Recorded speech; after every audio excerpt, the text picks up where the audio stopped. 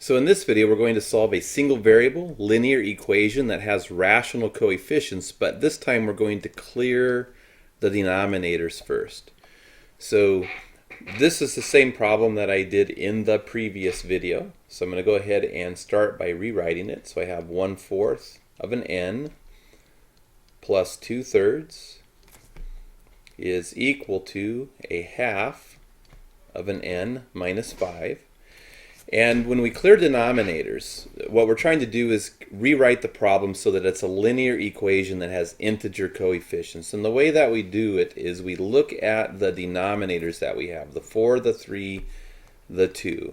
And we say, what is the least common multiple of those three numbers? Or in other words, if I were combining these numbers using fraction, addition, or subtraction, what would the best choice of a common denominator be? And in this case, the least common multiple, the smallest positive integer that 4, 3, and 2 go into, is 12. 12 would be the best choice of a common denominator if I were trying to combine a fourth, 2/3, and a half using addition and subtraction. So the technique requires that you multiply both sides of the equation by that least common multiple or best choice of common denominators. So I'm going to go ahead and do that. And I'm going to show more detail than what one would typically show, just for instructional purposes.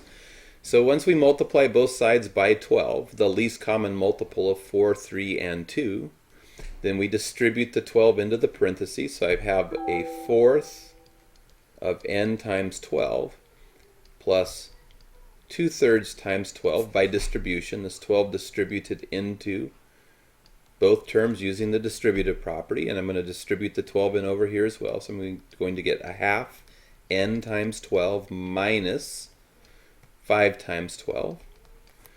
And now we can simplify these products. 1/4 times 12 is 3, or we could say 4 goes into 12 3 times, and 3 times 1 is 3n plus, you want to remember that these are over 1. If you have a hard time thinking about this, this is just a fraction multiplication. So the 3 is going to go into the 12 4 times. You could have this over 1 if it helped you think about it. And then 2 times 4 is 8. And then over here we get a half of 12 is 6. 2 goes into 12 6 times, so 6 times n is 6n, minus 5 times 12 is 60. And then we want to remember the goal is to get n equal to some number. So, or some number equal to n. It doesn't matter which way I run with this. I'm going to go ahead and get the n on the left-hand side. Although usually I think in this case I would try to get it on the right-hand side, because getting it on the left is going to introduce a negative number, but that's okay. So subtract that 6n from both sides. So we get 6n minus 6n is 0. 0 minus 60 is just minus 60. And then over here I get 3n minus 6n is negative 3n. And I still have my plus in front of my 8. And then to get the n by itself on the left, I could subtract 8 from both sides. Bring down my equal sign, keeping these vertically aligned. And I get 8 minus 8 is 0, so negative 3n plus 0 is just negative 3n. And minus 60 minus 8 more is a minus or negative 68. And now to get a 1 in front of the n, I'm going to divide by negative 3, because negative 3 divided by negative 3 is positive 1. I did it on the left, I need to do it on the right. Negative divided by negative is positive, so I'm left with positive 68/3. And 1 times n is just n. And we already checked this in a previous video, so we know that this answer is correct. I don't need to check my work a second time.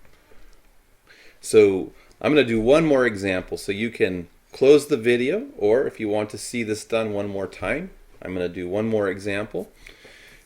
So in this case I have a division by 6 and a division by 2. So the least common multiple is going to be 6. 6 goes evenly into 6.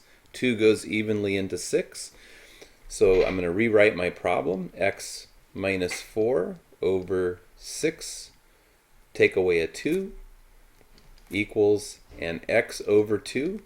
And then multiply both sides by the best choice of common denominator for 2 and 6, or the least common multiple of 2 and 6, which is just 6. So multiply both sides by 6. Here I can simplify right away. 2 goes into 6 3 times, so I get 3 times x is 3x. And distribute the 6 in here. I'm going to get x minus 4. And again, I'm showing more detail than I usually would. X minus 4 times the 6 minus 2 times 6. Bring down that minus, that 3x, sorry, and simplify this side. So 6 divided by 6 is 1.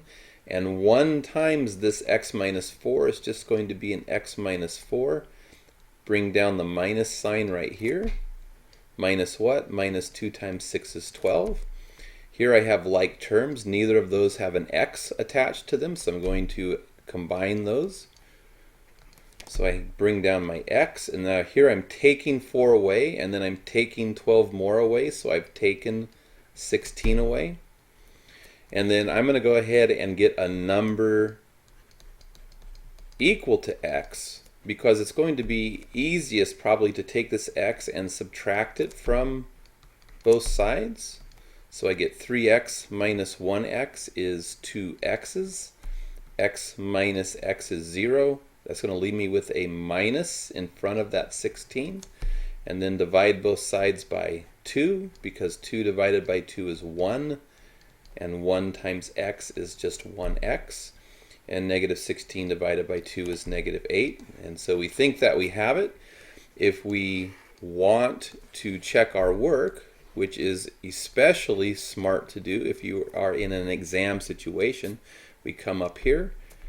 So we get x minus 4 over 6, and where that x was, replace it with the minus 8, and this is minus a 2, equals x over 2, and replace that x right here with the negative 8, and just start simplifying. Negative 8 divided by 2 is negative 4.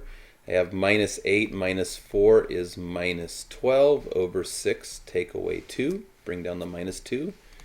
Just bring the negative 4 down. Negative 12 divided by 6 is negative 2. So we have negative 2 minus 2.